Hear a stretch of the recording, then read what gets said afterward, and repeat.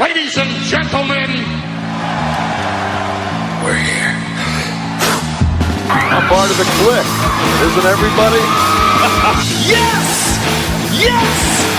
Yes! I got an idea, yeah. Beat up John Cena!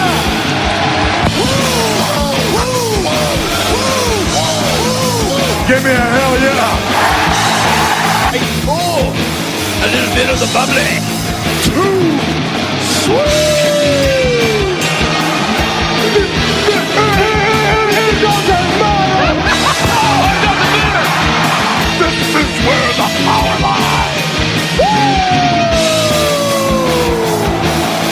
I am the man. We need if you can survive! It's showtime, folks! The following episode is scheduled for one fall, and it is for your listening pleasure. This is In The Kliq. What's up, everybody? Baby Huey here, and joining me once again is my good brother from the Bullcast. It's Philip. How's it going, man? Huey, it's Thursday. You know what that means. Oh, absolutely. I know what that means. Time to celebrate. And, of course, we're going to talk AEW. But the main thing, like I said, to celebrate because new champion, baby, right here. Me, the new Bullcast champion. What, 4 times? Yeah.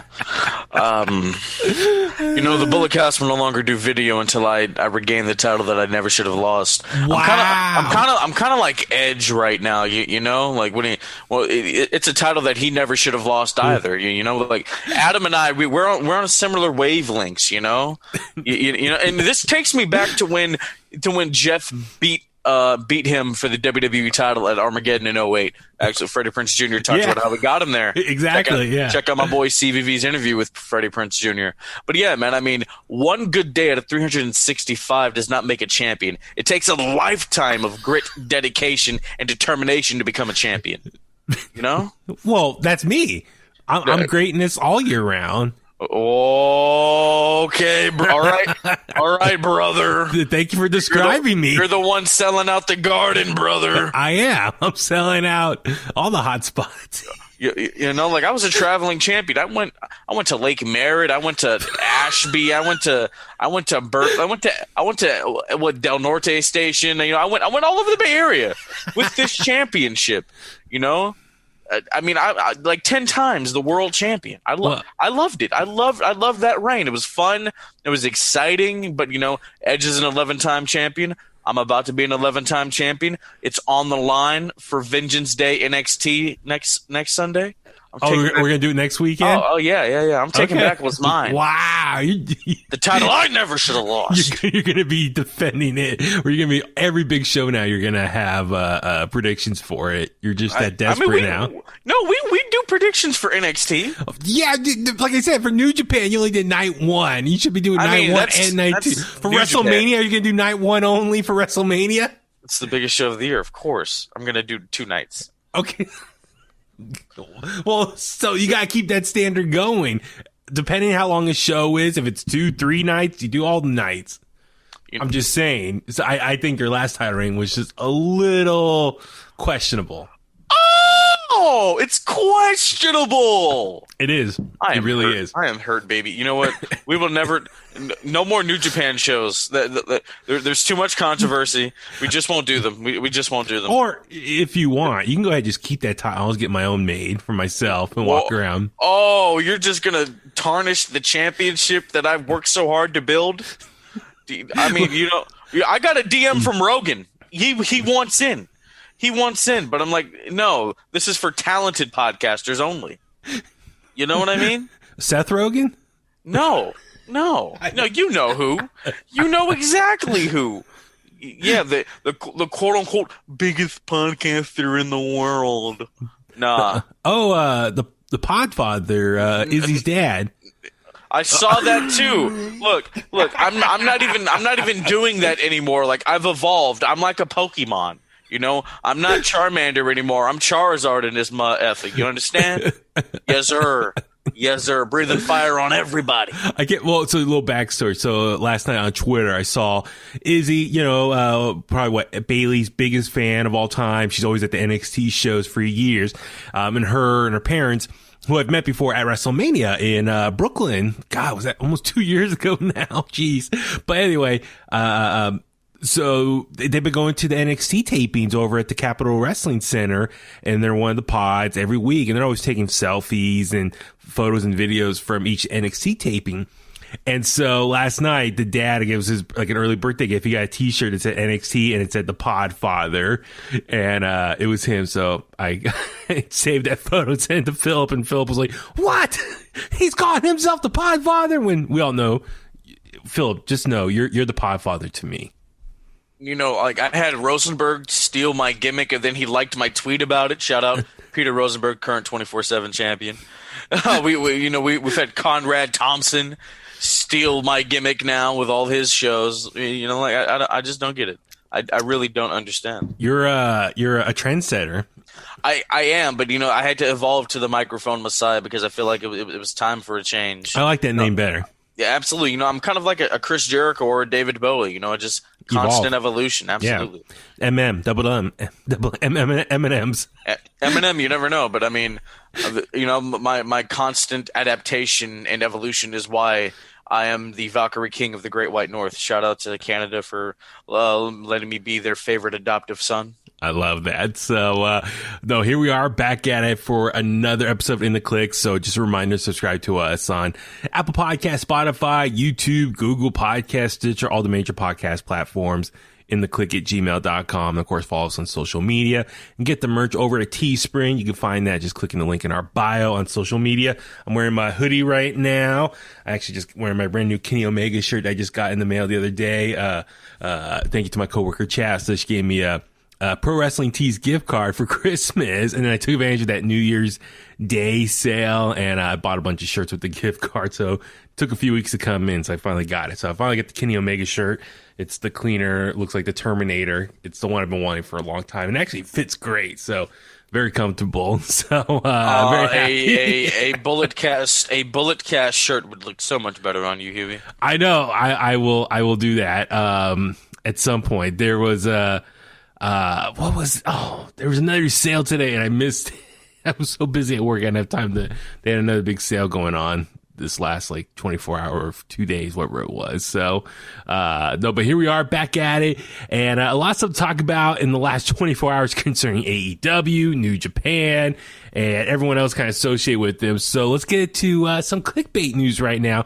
Big news came out this morning. So it was announced that New Japan Pro Wrestling will be partnering with the Roku channel for here in the US, Canada, and the UK.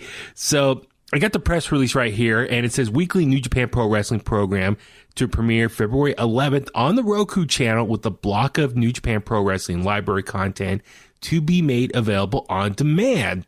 So that's exciting stuff, man. It's here's a little bit from the press release from New Japan Pro Wrestling's website. It says today announced a partnership with Roku to bring New Japan Pro Wrestling content to the Roku channel in the United States, Canada, and the United Kingdom. New Japan Pro Wrestling, a 1-hour weekly series featuring athletic action of the world's preeminent pro wrestling organization, will air episodes featuring top matches and events that have yet to air on television outside of Japan. And so will premiere February 11th. Episodes of New Japan Pro Wrestling will air every Thursday beginning at 5 p.m. on the Roku channel, beginning with 10 special episodes that will see the US, UK, and Canadian television premiere of Wrestle Kingdom 14, available on demand thereafter. Additionally, the Roku channel will host a block of library content featuring key highlights from the 2020 New Japan Pro Wrestling catalog, with potential of the introduction of more historical content in the future.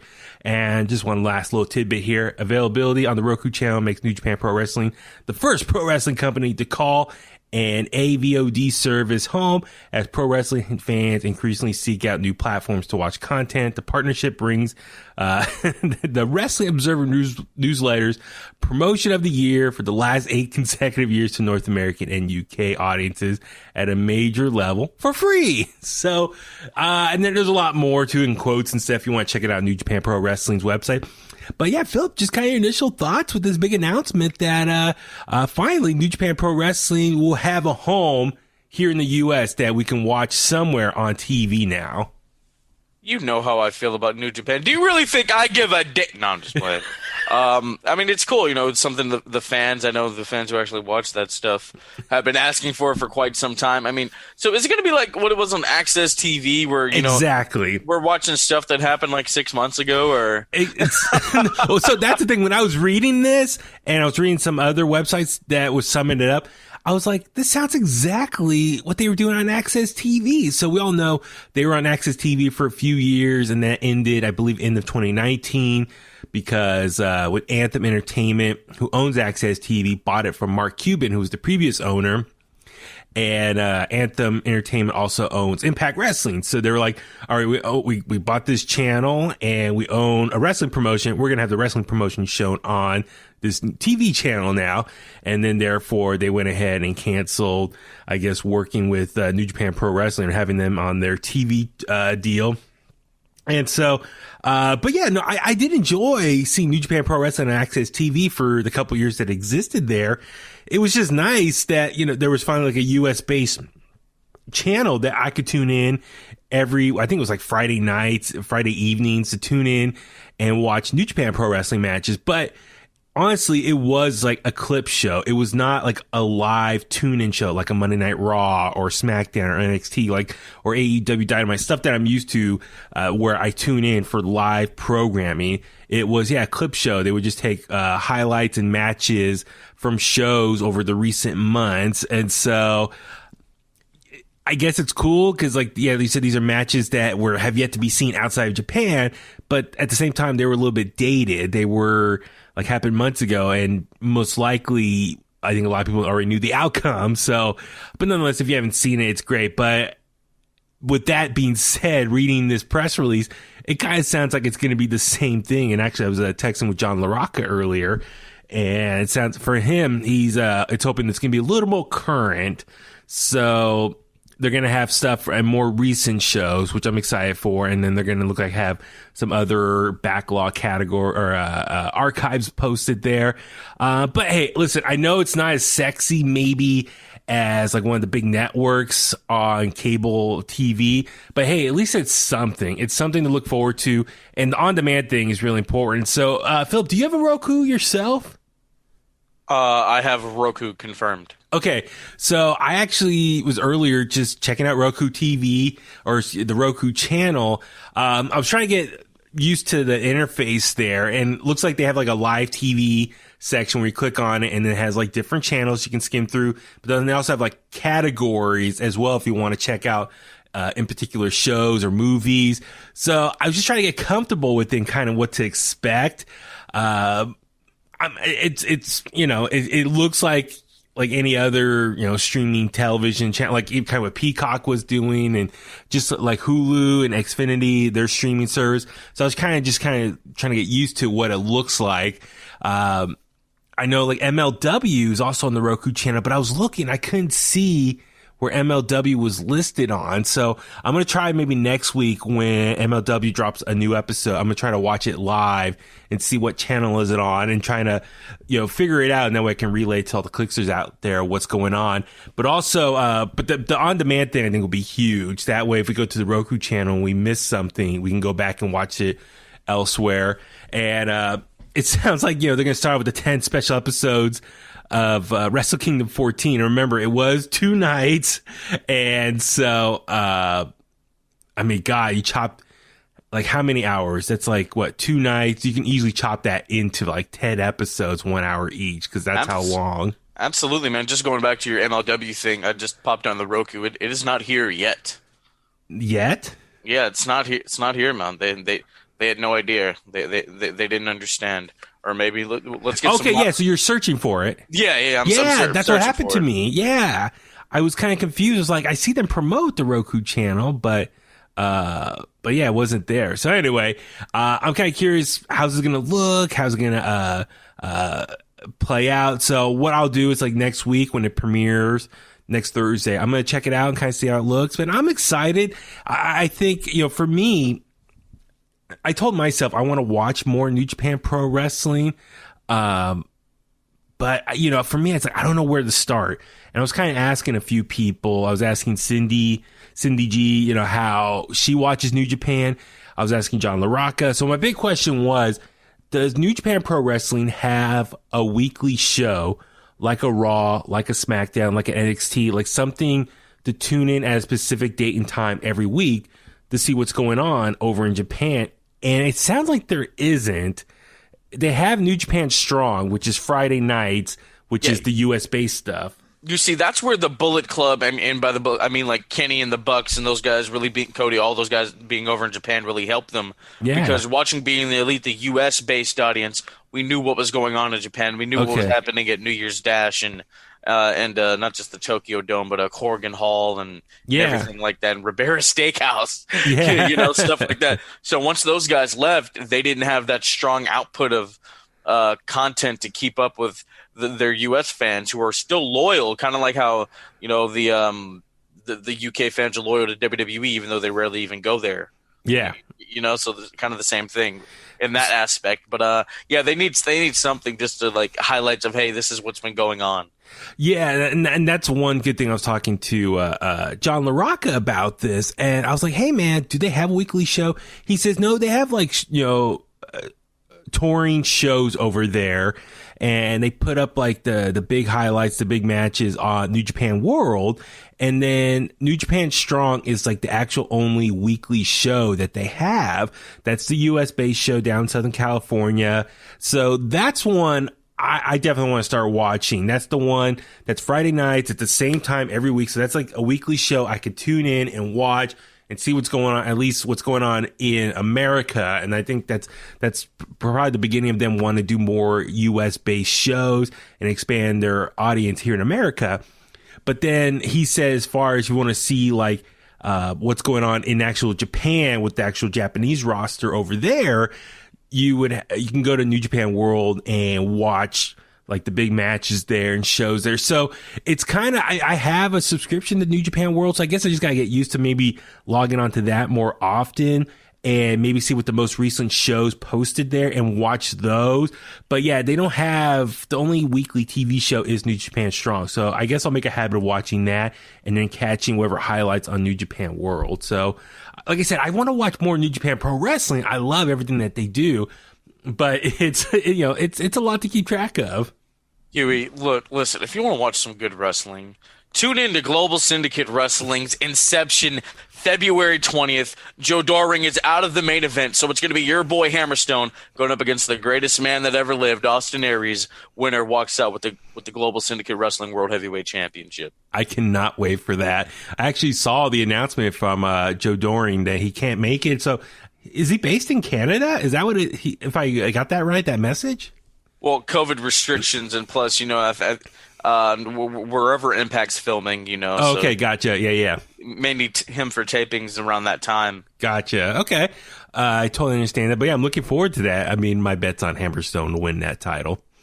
Should be. Hey, man, I don't know. Austin Aries, he was a bad Mamma Jamma back in the day, man. I think he could still go. So I'm interested to see that dichotomy. But whoever wins, just know I'm coming for you. Absolutely. I can't wait to see you make your debut as the play-by-play commentator as well. It's going to be a lot of fun. Will that be available on YouTube, or how can we watch that live? It's going to be YouTube. I'm going to be doing commentary, not for that match, unfortunately, but for their next gen class of talent. So we got some good stuff. Got some great indie talent that are coming in and competing for the next gen championships. Okay, awesome. So looking forward to that. But just one last thing with this partnership with Roku and New Japan Pro Wrestling. I just hope finally New Japan World will get an app on the Roku system, because what I've been doing right now is I'll log on to my login for New Japan World on my phone, and then I use my Chromecast just to broadcast it onto my TV. So, it's a bunch of little extra steps. I just hope finally just have a dedicated app on the Roku that I can log in watch stuff there. So I cannot wait for this, and looking forward to what New Japan Pro Wrestling and Roku can do together moving forward for the rest of the year.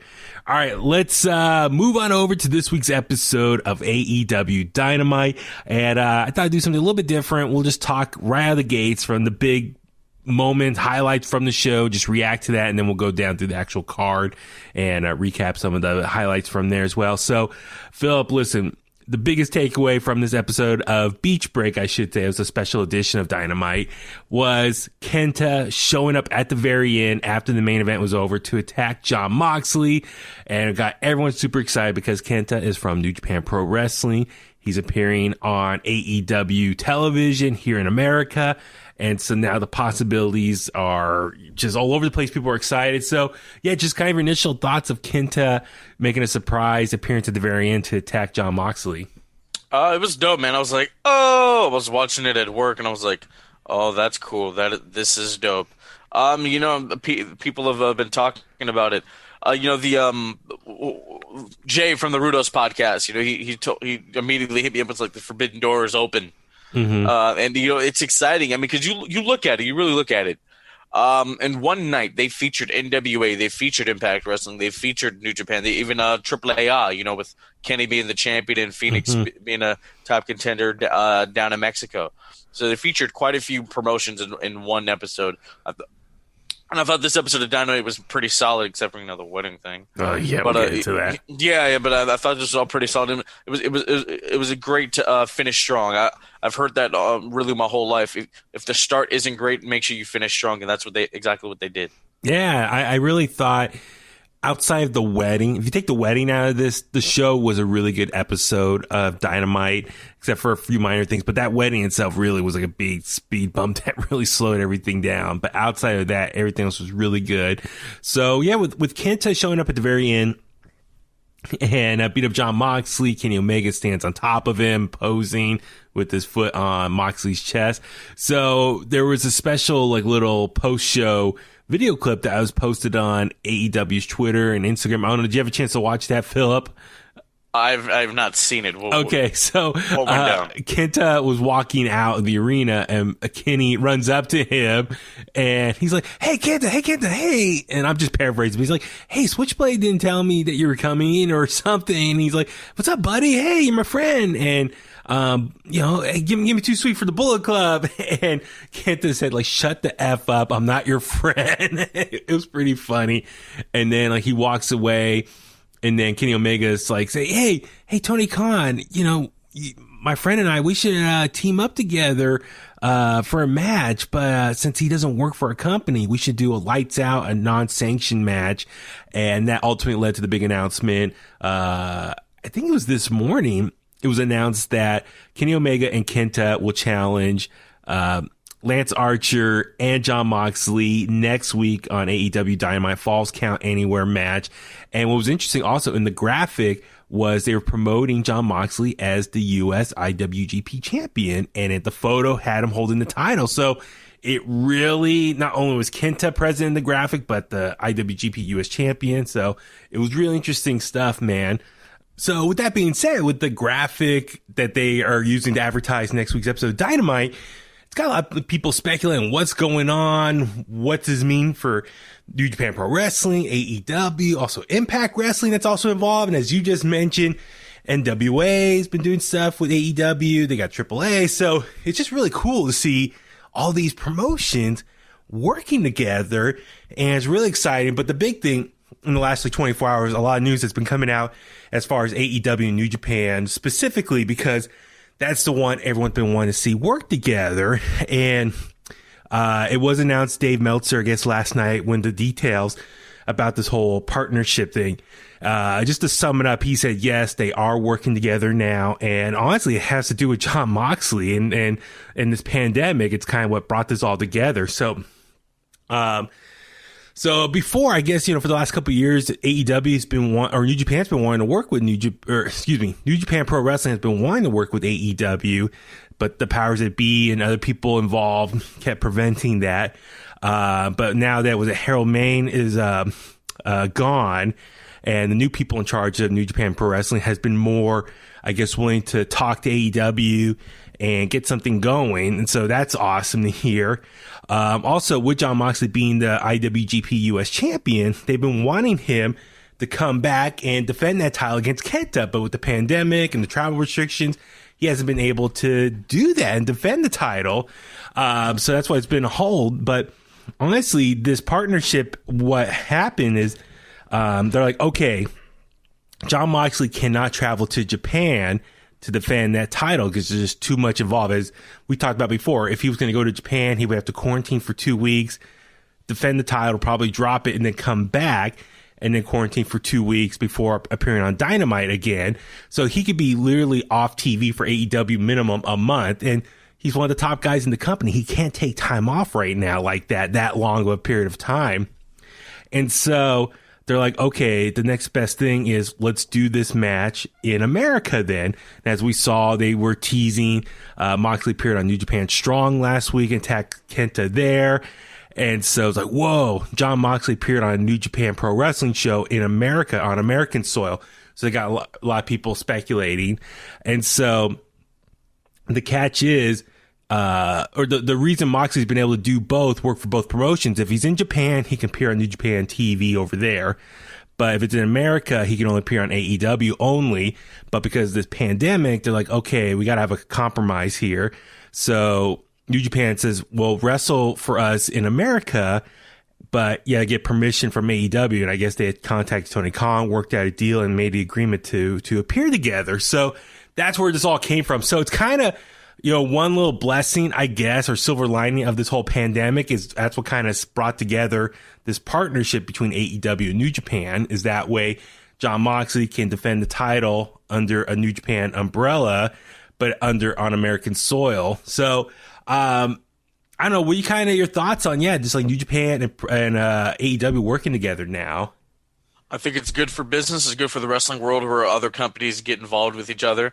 Now, Brandon and I have this conversation on the Bulletcast this earlier today. Mm-hmm. I was trying to say this morning, Jesus. Butter brain. But let's say they were to put on a super show, kind of like All In. What's the one match you want to see? NJPW versus AEW. I mean, there's so many possible scenarios there. I mean, I guess it'd be Kenny versus Ibushi, right? That's true. You go Kenny versus Switchblade. Yeah, that too, absolutely. So somebody's, oh my God, who I think Brandon said Orange Cassidy versus Yano. Yeah, that's another one. So, I mean, that's the thing. So it looks like Jon Moxley will fight Kenta for the IWGP US Championship later on this month. I think it's New Beginnings. That's the show that's going to be happening here in America. And so AEW is giving the okay for Jon Moxley to appear on New Japan Pro Wrestling TV on American soil. And therefore, that's what's leading to this, possibility of the two working together. Now, as you just kind of alluded to, a lot of people are now like fantasy booking already of who could work with who from New Japan can work with AEW and vice versa, all these dream matches and whatnot. Now, the plus side is Kenta lives in Orlando, so he was already in America filming stuff in New Japan Strong, so that's why he was able to just hop on a plane and go across the country and appear on AEW Dynamite. Now, the problem is there's a lot of the people that fans want to see appear on AEW, they're all based in Japan, and they can't fly over here yet with the flight restrictions and all that. So I think in the short term, we'll see some cool stuff from people from the New Japan Strong roster working with AEW. But as far as some of the bigger matches that we want to see, that's going to be still on hold for a while until this pandemic clears up more. Absolutely. I mean, Jeff Cobb made an appearance on AEW once with the Inner Circle, so I'm sure we could see him pop up yet again. And Carl Fredericks he's on New Japan Strong, correct? Yep. Yes, he is. See the BFD on AEW? Exactly. So that's the thing is, I think for the short term, you got to maybe focus more on the roster that we see on New Japan Strong, and those guys can be the ones that can work with AEW, or AEW people can appear maybe on New Japan Strong. So that's for the short term, the deal I think is going to be really focused on. But until the flight restrictions lighten up and the pandemic dies down, that's when we'll probably see more of the bigger matches. I think everyone wants to see Kenny Omega as AEW champion take on Ibushi as the IWGP champion. in Tokyo Dome, or maybe they could do something at Madison Square Garden. I mean, there's a lot of possibilities on a bigger scale.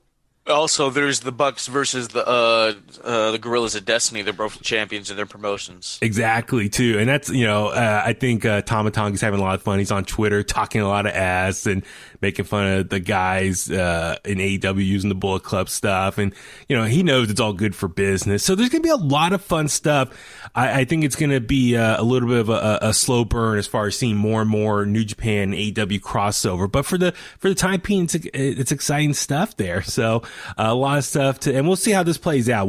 As we'll get more info, we'll relay to all the Kliqsters out there. All right, let's jump into the actual show and just run down through all the highlights here. So the show kicked off with the Tag Team Battle Royal.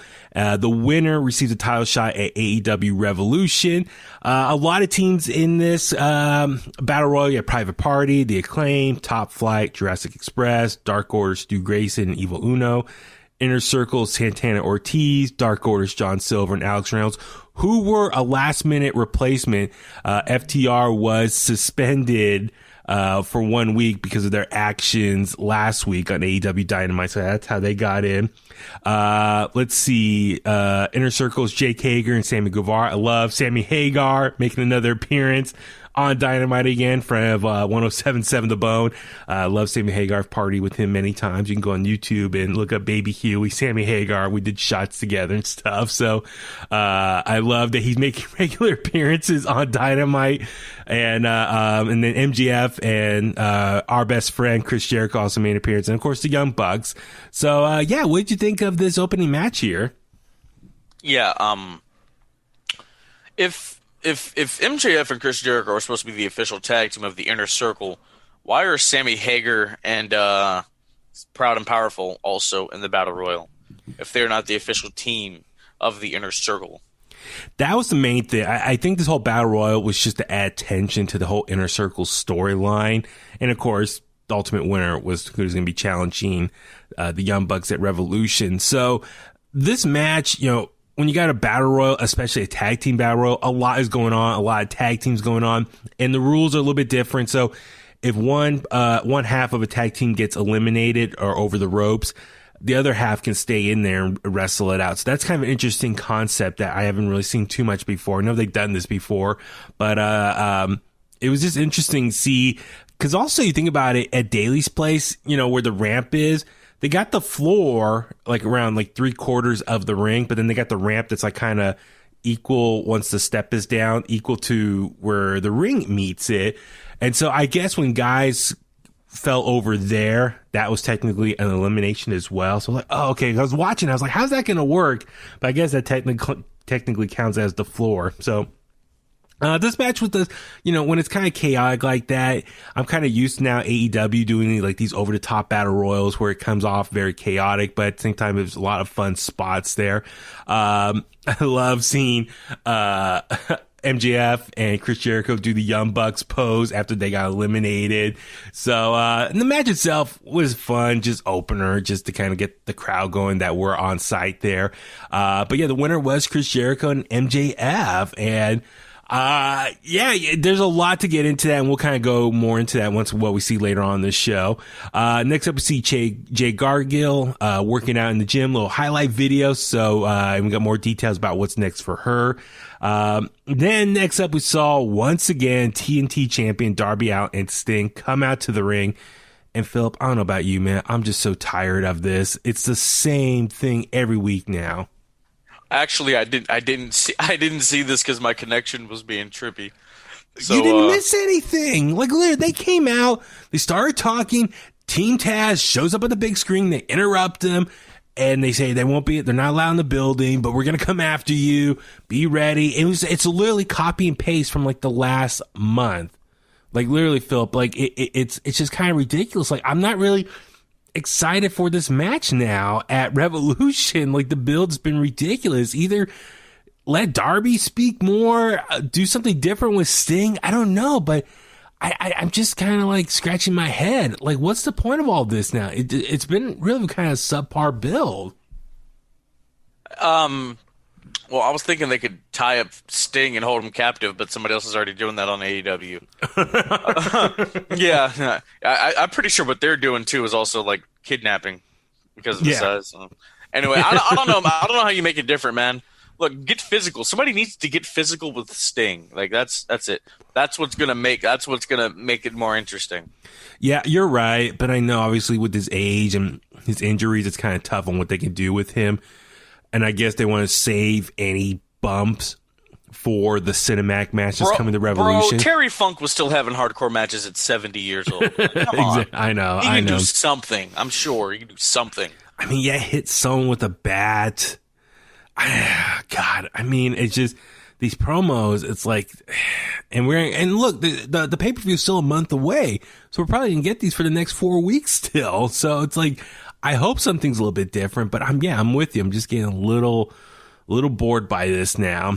And then also it was announced that Darby Allin's going to be facing Joey Janela next week, defending the TNT Championship. I was like, wait, how does Joey Janela, who we haven't seen on TV in a long time, gets a title shot now? It's like, come on. Well, there's no ranking system for the TNT title. Is there not? I mean, like, no. They've really kind of quietly, I don't want to say drop, but they kind of don't really reference the ranking as much anymore. Do you think they're slowly kind of pulling away from that? I mean, they still show the records on the bottom screen with the graphics when they come out to the ring, but I don't know. It's like the power ranking thing's kind of not as present. So I don't know if they realize, like power ranking sometimes doesn't really make sense. It's more, I think, about emotions and storylines, how they properly build two people up together for a match. So I don't know. I don't know. I'm just kind of over this already. So yeah, we'll see how this goes.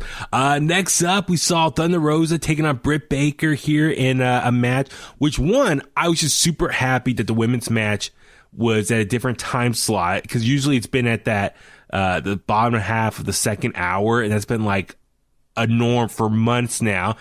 So I love that it was at a different time slot for them. And dude, I really enjoyed this match. Thunder Rosa and Britt Baker, I thought they have great chemistry in the ring, the back and forth. They did a lot of ground and pound stuff.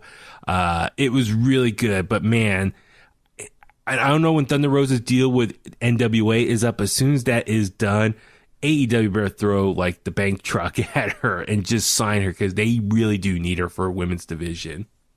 Absolutely. Give her all that money that you got in the bank. Thunder Rosa's an immense talent. I thought this was fun. I thought it was a good, solid match. All in all, Britt Baker, DMD, gets the big victory. Yeah, so Reba, Rebel, whatever you want to call her, she jumped in and ripped off the middle turnbuckle from one of the corners, and then Thunder Rosa fell into it, got knocked out, and then Britt Baker was able to put her submission hold. And so, yeah, Britt Baker got the win, which is fine. First match against them, Britt Baker wins, heelish, sneakish ways.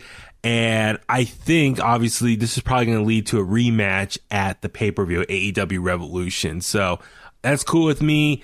It's I really enjoyed their, like I said, the back and forth and the build-up for this match. So if we get more of that for the next few weeks, that's cool. And I'm sure Thunder Rosa will get her revenge there. So that's totally fine by me. Next up, we saw Hangman Adam Page teaming up with Matt Hardy take on Chaos Project. And a lot of people I saw online were like, wait, why are they taking on Chaos Project out of all the tag teams there? Well, it makes sense because they were not featured in the Battle Royal at the beginning of the show. And, no offense to them, but you need kind of like a jobber tag team just to kind of really just put over the storyline between Hangman Adam Page and Matt Hardy here. It was an okay match, the back and forth. Hangman lands the buckshot, but then Matt Hardy tags himself in and gets the pin and then claims the victory. So, and Hangman was kind of looking at him like, what's going on? So, yeah, what'd you think of this matchup here? It happened. I mean, there's nothing special to write home about.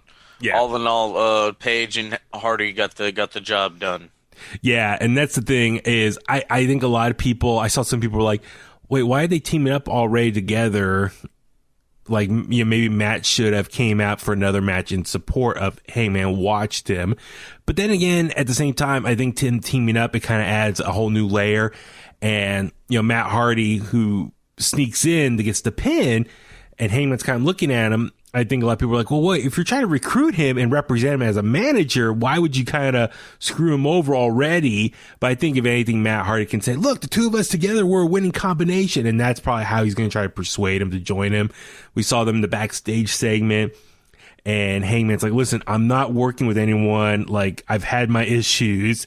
And so this is still very much a long journey, I think, for Hangman and Page, like this whole redemption story of just coming to terms with all the drama that he's been with or been going through. And so I wonder, things will fall apart pretty soon. And then, therefore, will they have a match against each other at Revolution next month? So keep an eye on that. Keep an eye on that. Next up, we saw a backstage segment. So Jericho and MJF celebrating their victory in the Battle Royal. They come into the locker room where Inner Circle's at, and they have a cooler full of the bubbly. And we see Sammy Guevara is just pissed off. He's, just to sum it up, he says, he's upset that they lost. They got eliminated. Jericho's like, well, we all win. And he's like, well, yeah, it's always you winning. And the rest of us, have to take the loss for it. And so he got pissed. He stormed out. Jericho went to follow him. MJF said he could tell the other guys were pissed off too. And he's like, hey, we need to have a talk. And he told Wardlow to get the cameraman out and shut the door. What do you think they talked about once the cameras left the room? I think Jericho's like, hey, man, like, what's going on, and all that other stuff.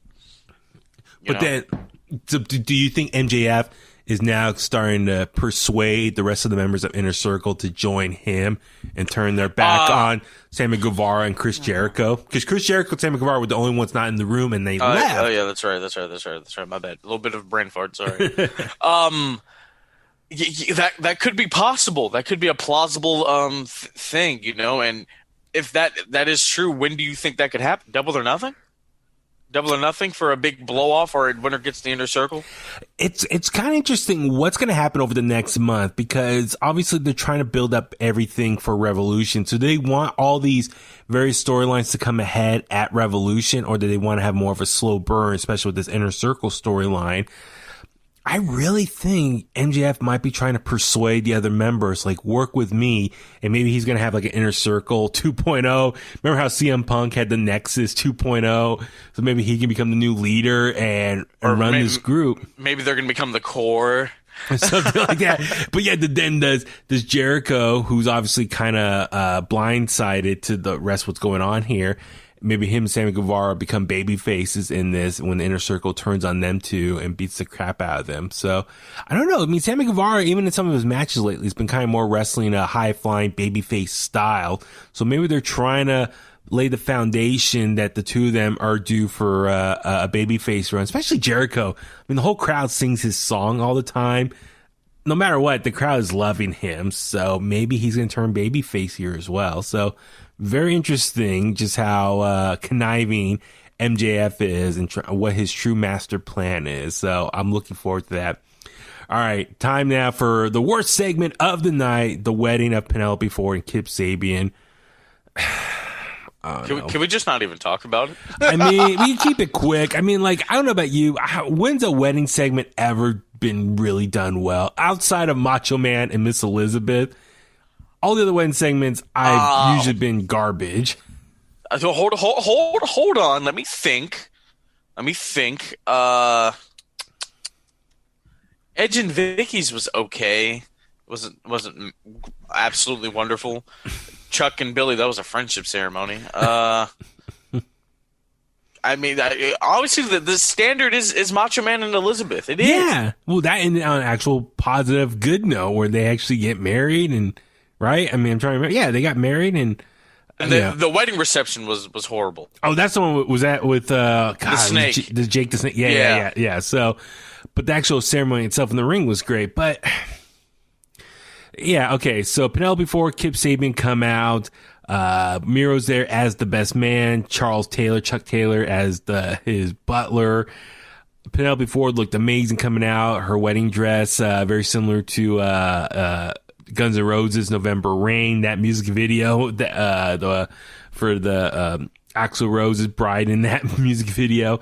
And then the guy, oh my God, what's his name? The guy who led the ceremony, it was from ECW. Oh my God. I know who you're talking. I can't think of his name either. Hold on. It was. I apologize to the fans who listen to this show. Oh my God. I cannot think at all. James Mitchell. Something like that, right? Let me double check. I Yeah, want to say it's that, but I don't know 100% for sure. James Mitchell. Wait, hold on. It was. Yeah, James Mitchell from ECW. That's where I remember him more from. So, yeah, he's leading the ceremony, and he also did the ceremony at Impact Wrestling a couple months ago with the wedding there. So he's like turning into in charge of all these weddings now. But dude, the ceremony itself, it was kind of goofy. It just felt really flat for me. Miro grabbed the mic and was like, "What is love? Baby, don't hurt me." And the crowd started singing along. Like I said, to me, this whole thing was just not that good. And then we see, Charles Taylor snuck and handcuffed Miro's foot to the rope. And so Miro was getting paranoid before then, saw the big gift there and thought that was like someone hiding in the big box. And I like that Miro was wearing the same outfit that he wore for his wedding on Monday Night Raw years ago to Lana, that Roman Reigns interfered and told Miro or Rusev at the time, pull that beef away.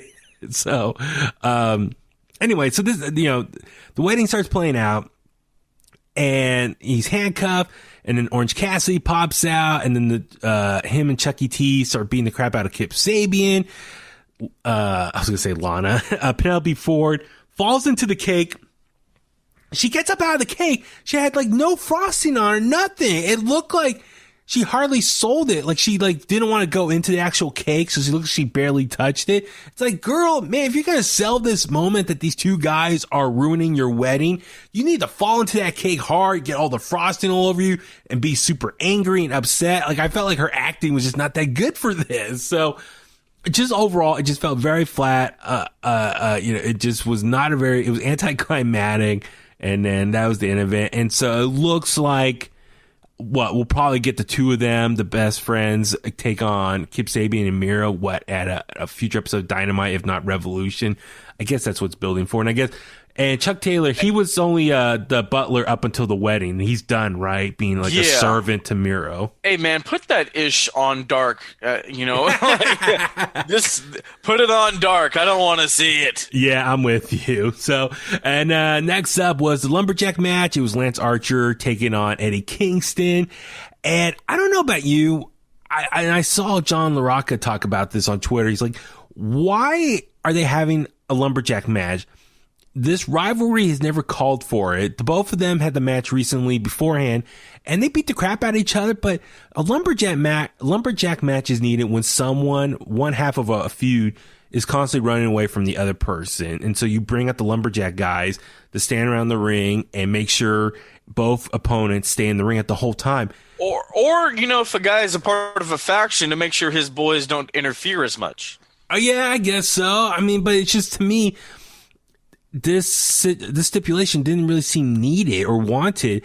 I mean, at least with like WWE, to give them credit, they did the lumberjack match, was it with Big E and Sami Zayn, because Sami Zayn kept running away, and so they really needed a lumberjack match to prevent him from running, and that's how Big E eventually won the title, the IC title. So it made sense then. So for AEW, it needed to make sense here. But it was still fun. Lance Archer, as a big man, he's definitely working more of a babyface style. I love when he walks the ropes and flips over. And but no, this match was fun for what it was. How about you? It was cool. I thought it was a nice. They really started beating on a couple of those people I've never seen before. Yeah. A couple of those lumberjacks. Yeah, they're beating on Archer, but I mean, all in all, he got the job done with a beautiful. What does he call that move? What's he call that finish? For Lance Archer? Oh no. Yeah. Oh my God! Why am I spacing on it? It's like a crucifix into the black. I want to call it Black Hole Sound, but I'm like, no, that's no. It was. Let me look up real quick. It was called Murder Hawk Slam, something like that. No, dude. Blackout. Blackout. Yeah, he was gonna do that to was it Ali? I'm like, ooh, do it. That would have been cool, but he didn't. Yeah, I mean, it was cool. It was nice. I mean, I love how Eddie Kingston was going out and trying to beat up some of the lumberjack guys as well, and so that was fine. And then next up, we saw FTR cut a video backstage, and they were pissed that they didn't get to be in the Battle Royal earlier in the night. And they're like, listen, we just try to fight and get back those tag titles. and they got pissed off and they realized to get back at Jurassic Express, they, as you said, kidnapped Marco's stunt, had him taped up in the chair, and it was kind of funny to me. This is the thing. I mean, Marco's stunt is, even though he looks like a child, he is an adult. Yeah. How come there's not another term for when the same action happens to an adult? Adult nap? Yeah, or something, or or do we just say missing person? Missing person, yeah. So, but I mean, we know where he is, but we don't know where their lair is. Yeah. So it looked like they were on one of the trailers back there. So yeah. So obviously this is going to lead to probably another match between Jurassic Express and FTR at some point. So good for them. I thought it was just kind of funny. Maybe they hang. It's going to be Marco Stunt on a pole match, and winner gets Marco Stunt. I don't know. Put him in like a dunk tank or whatever. Yeah. With I don't know, baby piranhas. They're not actually piranhas, guys. But I know. Let's just get weird with it. Yeah. I like when wrestling gets a little weird. We didn't talk about what Jade and Shaq are. We got the announcement: Jade and Shaq versus Cody and Red Velvet, March 3rd. So that's coming up. That's coming up in a little bit. Yeah, so that was a lot of things. So yeah, they showed Shaq kind of a promo on NBA on TNT. And so yeah, he accepts Cody's challenge, and him and Jay will take on Cody Rhodes and Red Velvet. So yeah, it's going to be on Dynamite March 3rd, as you said. A lot of people thought that was going to lead to Revolution.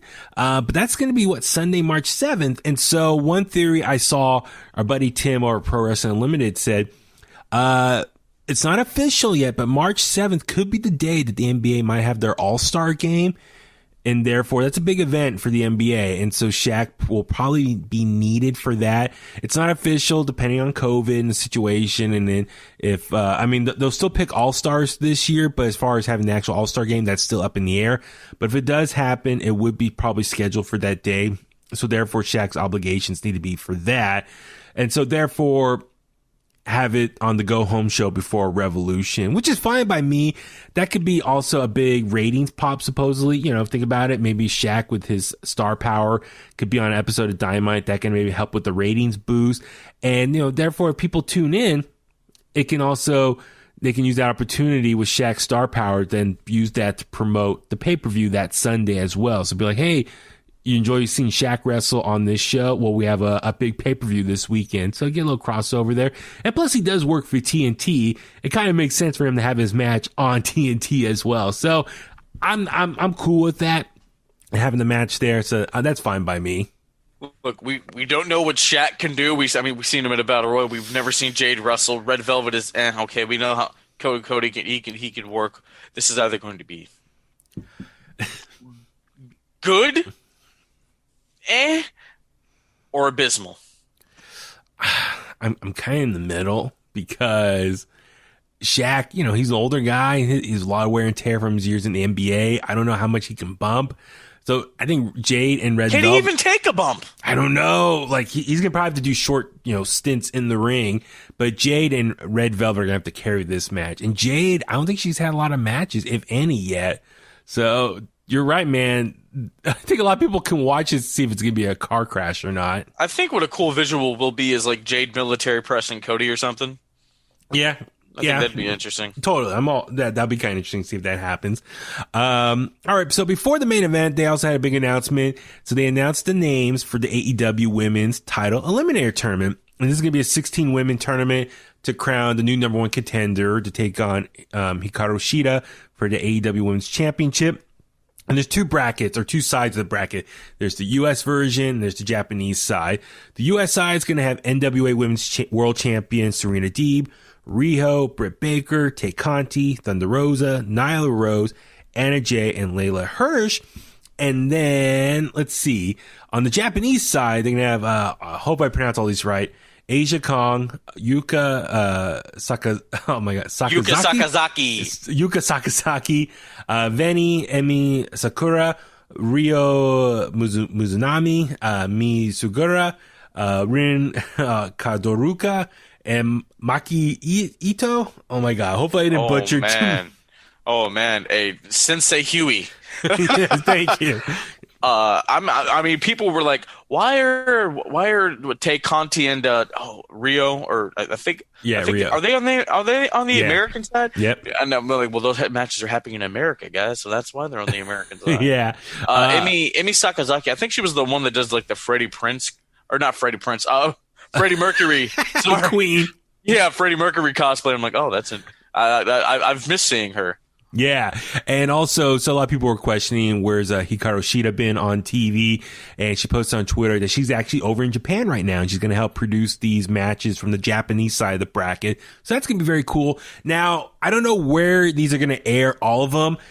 Are they going to be kind of spread out maybe on AEW Dark and Dynamite? So that'd be kind of curious how they're going to play these out. And I don't know how long this actual tournament's going to be. Is it going to be over like the next month, and maybe are the finals going to be at Revolution?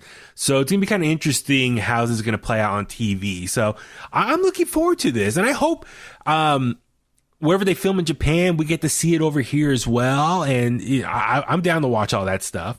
Absolutely. You know, It depends. Maybe this stuff's already been filmed in Japan. Maybe it has. Yeah, absolutely. I mean, if Sheeta's already over there, who knows? They could be working on it right now as we speak. So hopefully maybe we'll have some stuff ready by next week's episode of Dynamite. Because, they got, 4 weeks before the pay-per-view. Like I said, I don't know what the timeline is, but whenever the finals are, I would imagine Revolution makes sense. That way. Yeah. Because just have those women do it and then splice it into like Dynamite or something, or then Dark or Dark. Yeah, that could be a good way to get eyes on Dark. And then the American women, they have their matches on Dynamite. Okay, yeah, I'm all for that. So I'm looking forward to this tournament. It's a lot of big names, and I think it'll really do a lot of good things. Some people were complaining. I guess Big Swole was not in the tournament. Let's see, who else was someone else that was big? Well, let's see. You got Thunder Rosa and Britt Baker in this tournament, so I wonder if their rivalry will be put on hold. No, what if they cross paths in like the semifinals? Ooh. That'd be interesting. Serena Deeb is in this too. Yeah. So maybe is she gonna be dual champion? I mean, maybe. I mean, there's a lot of great storylines that they can have here. So I'm hopefully this could be like a good jumping restart for the women's division. That's what I'm looking forward to. I mean, with Thunder Rosa and Britt Baker, maybe they have their second match in this tournament, and then maybe the third match down the road involving the title. I'm not quite sure, but I'm looking forward to how this plays out. All right, last but not least, let's talk about the main event here. Jon Moxley, Pac, and Rey Fenix taking on Kenny Omega and the Good Brothers. Man, Philip, this was a fun match. I rewatched it before we recorded tonight. There was so much going on here. What'd you think of it? It was fun. I mean, the spots, like I said, Rey Fenix is just raw. The really intensity you can really start to feel brewing between Kenny Omega and Jon Moxley was great.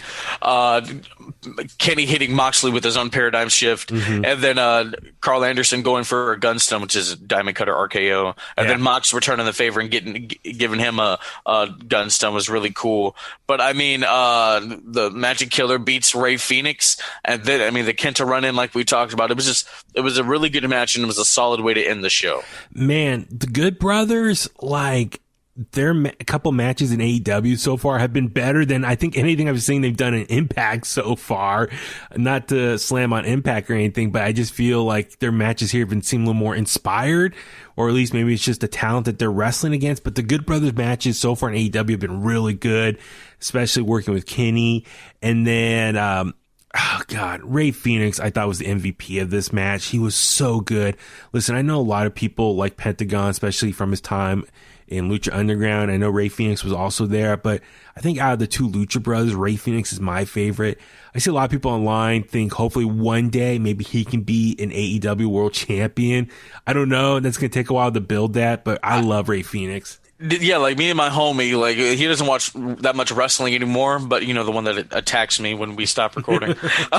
But when we talk about Rey Fenix is just raw, man. He's just super raw. And I think I like Rey Fenix more in the in-ring aspect. As far as character work, I got to go with Pentagon. I mean, the dude crip walks to the ring. You know what I mean? Yeah. So hopefully he can have I'd love to see Rey Fenix as the TNT champion. Yeah, I mean, Rey Fenix, he just looked like on fire last night. He was just so intense. just sacrificing his body, but it was just like his moveset was just super hard hitting, and he was springing everywhere. It was just so good. And then Pac as well. He was, get the hot tag and come running in. And I love that Don Callis made a comparison to him as, like Dynamite Kid. I was like, oh, that's so cool. He made that reference there. Jon Moxley did his thing, the hard hitting kind of, badass grappling fighter there. Kenny Omega, I enjoyed it. Kind of looked like he was doing a little more heelish work in the ring, kind of, trying to get everyone under the opponent, the babyface's skin there. Pac and Ray Phoenix, doing, they both took turns to standing moonsault in the ring, and they both got on both the corners and did the moonsault outside the ring onto the Good Brothers. Oh, so good. Ray Phoenix went flying out of the ring and onto Carl Anderson. God, there were so many just high spots here to keep track of, but it was so good. As you said, Kenny Omega hit the Paradigm Shift on Jon Moxley, and then Pac hit the 450 splash onto Kenny Omega and Moxley there. It was just, and then Carl Anderson hit the Spinebuster Ray Phoenix, and then the Good Brothers hit the Magic Killer on Ray Phoenix for the victory. Lance Archer's music came out, or a hit, and he comes running out and starts beating up on the Good Brothers and Kenny Omega. And so, which kind of makes sense because he's been kind of aligning himself with the Lucha Brothers and Pac as of late, the Death Triangle, and which ultimately led to what's going to be the match next week with Moxley and Lance Archer teaming up, which is going to be interesting because they do have history together. Remember, they fought each other in New Japan at Wrestle Kingdom for the IWGP US Championship, and they also fought each other on AEW last year for the AEW World Championship. So they do have history together. So now they're going to have to be teammates for one night. So I love this finish. Lance Archer tears it up, and then Moxley staying in the ring, and then Kenta comes running in, attacks him, hits the go to sleep on Jon Moxley, and then he rolls out of the ring. Kenny Omega comes in, puts his foot over Moxley and starts posing. That's the end of Dynamite. So great finish, great main event. Like I said, I love Ray Phoenix, what he did in this match. Do yourself a favor and watch it if you haven't done so yet. Pac, I really like the chemistry between Ray Phoenix, Pac, and Jon Moxley. They all have different styles. And yeah, the Good Brothers, they worked their ass off in this match too. So it was a lot of fun. Looking forward to the matchup next week with Kenny Omega, Kenta teaming up and going up against Lance Archer and Jon Moxley. So looking forward to next week's episode of Dynamite, man. So a lot of good stuff, man. Overall, very action-packed episode, and yeah, got me already looking forward to next Wednesday. I don't know about you, Philip, but like when I wake up Wednesday morning, I'm in a good mood just because I know I'm going to have Dynamite and NXT to watch later on that night when I get home from work. I just love Wednesdays now. Wednesdays, usually, hump days, it's just the middle of the week, the grind. It's like becoming my favorite day in the week now. Oh, absolutely, man. We have Dynamite on Wednesdays. This past Wednesday got rated R. Wink, wink. Exactly. But yeah, it's good. I love getting no iron. I get to watch AEW tonight. Yeah, and then I get to talk about it with one of my favorite people, Baby Huey. Yeah, So it's all in good fun, man. It's all in good fun. Yes. Sir. So lots of takeaway as far as the matchup next week. How we're going to see New Japan, AEW keep working together. What's next for Kenta and Jon Moxley. The build up for Revolution. So a lot of stuff to take away here. It's a very exciting week in pro wrestling. All right, let's go ahead and start wrapping things up. Philip, where can all the Kliqsters find you online? All right, you can find me on the Twitter at Heel Antwine, HeelAntwine, the same as the Instagram, at Twitter on the Bulletcast, or Twitter at Bulletcast, YouTube and Instagram the Bulletcast. We just released our episode earlier today. This Sunday is actually our 4-year anniversary of the Bulletcast. I saw that. So 4 years of me being me and talking about men in spandex, locking up, wearing tights and trunks and singlets and whatnot. It's been a very interesting ride, man. Yeah, no, it's been a lot of fun. I think you're just you're just starting to hit your peak. Like, I think there's a lot more big things coming your way. So, you're just scratching the surface. That's what they say. I would hope so. This Sunday's also the Super Bowl. I was hoping that Tom Brady and I could celebrate championships together, but that's apparently not going to happen now. But, you never know. It's on the line for Vengeance Day for TakeOver, so we'll see. That's going to do it for me. Check out Global Syndicate Wrestling Inception, February 20th. It's going to be a banger show. Check out the Next Gen show once it finally drops on YouTube. Diamonds are forever. So is the Microphone Messiah. And I'm Baby Huey. Follow me on Facebook at Baby Huey Official, Twitter and Instagram at Baby Huey83. Like I said, top of the show, follow In The Kliq on social media as well, inthekliq@gmail.com.